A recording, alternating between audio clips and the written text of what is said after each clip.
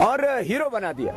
कसाब को इस तरह से फांसी दी गई जैसे भगत सिंह को फांसी दी गई थी, गुप्त रख करके, और उसको हीरो बना दिया।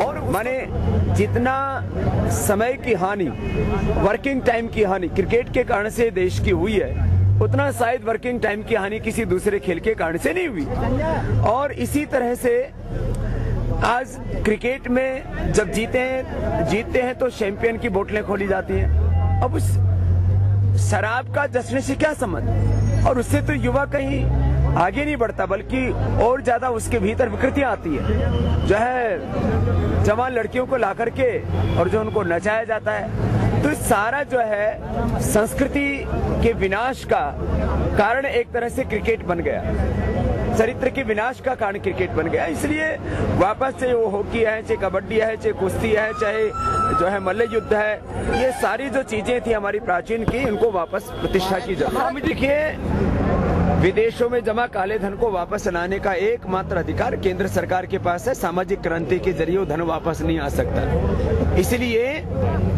बैंकिंग सिक्रेसी लॉज को खत्म करना पड़ेगा। हम भारतीय के स्तर पर तो उस चीज को खत्म करें, और जो एफडीआई के माध्यम से करीब 20 लाख करोड़ रुपए आया है, उसके जो अल्टीमेट ओनर हैं, जो एक्चुअल उसके जो बेनिफिशियरी हैं, उसके बारे में पता लगने से तो उन्हीं लोगों का देश के भीतर और बाहर जो अन्य अवैध धन और अवैध संपत्ति, उसके बारे में पूरा पता लग सकता है। बस एक प्रोविजन करने की जरूरत है कि एफडीआई के माध्यम से जो भी धन आया है उसके वास्तविक मालिकों के नाम उजागर करने की जरूरत है।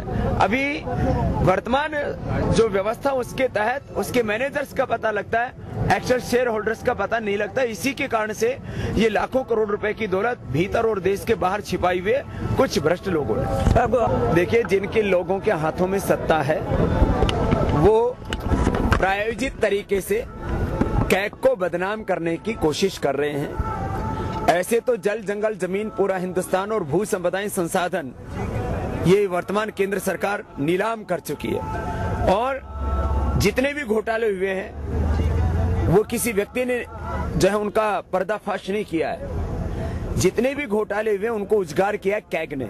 इसलिए कैग ने बहुत प्रामाणिकता के साथ काम किया, लेकिन क्योंकि उससे कांग्रेस की विश्वसनीयता शून्य स्तर पर आ गई है, इसलिए वो कैग को ही अविश्वसनीय बताने की कोशिश कर रहा है। और अब इन्होंने सोचा कि हमारी विश्वसनीयता शून्य स्तर पर आ गई तो चलो अब कसाब को फांसी दे दो, उससे शायद विश्वसनीयता बन जाएगी। लेकिन कसाब को इन्होंने फांसी दे करके और हीरो बना दिया। कसाब को इस तरह से फांसी दी गई जैसे भगत सिंह को फांसी दी गई थी, गुप्त रख करके, और उसको हीरो बना दिया। और उसको दफनाए भी इस तरह से गया है कि वो हमेशा के लिए कलंक जो है वो भारत माता की मिट्टी में दफन कर दिया। और इसमें समझदारी का काम ना करके सरकार ने एक तरह से देशद्रोहियों के सामने, आतंकवादियों के सामने घुटने टेक दिए। अरे उसको खुलेआम फांसी देते, फिर देखते हिंदुस्तान में कौन सर उठाता है कि कसाब को फांसी दी जा रही है तो हम जो है उसका विरोध करते हैं, तो देश में पता लग जाता कौन देशद्रोही है। माने इनको हिंदुस्तान की जनता लगता है केंद्र सरकार को देशद्रोही नजर आती है कि कसाब के समर्थन में लोग खड़े हो जाते। जो कसाब के समर्थन में खड़े होते तो पता तो लगता कि हिंदुस्तान में देशद्रोही कौन है। तो ये सरकार पूरी तरह से घबराई हुई है। इन्होंने एक तरह से आतंकवादियों के सामने, देशद्रोहियों के सामने घुटने टेक रखे, इसलिए गुपचुप तरीके से एक आतंकवादी को फांसी दी जाती है। ये तो हद हो गई।